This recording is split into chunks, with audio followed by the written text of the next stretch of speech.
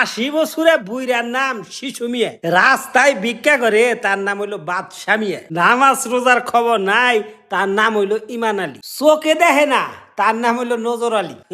আর এই উল্টের দেশে মিঠাই মিঠাই কথা কইলে আমিও কবার পারি, কিন্তু কই না, কারণ আমি বালা কইরাই জানি মিঠা কথা বেকেরি আবার সহ্য হবো না।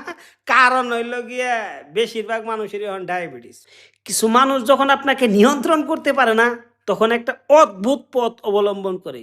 সেটি হলো আপনাকে কিভাবে ছোট করা যায়, কিভাবে মানুষের কাছে লজ্জিত করা যায়। কচু পাতা আছে না, হাজার চেষ্টা করেও কিন্তু কচু পাতার মধ্যে পানি আটকানো যায় না।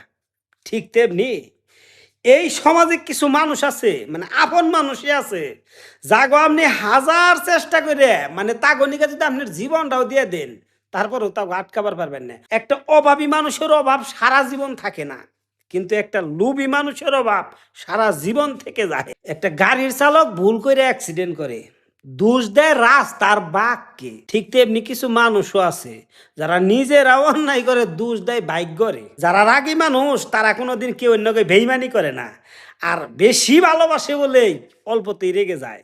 আবার যখন একা হয় মনের ভিতরে খুব কষ্ট পায়। বাড়ির বগলে মসজিদ, একক তো নামাজ পড়ে না, আবার প্রেমিকার এনে প্ল্যান করতেছে বাসর ঘরে কিভাবে নামাজ পড়তে হয়।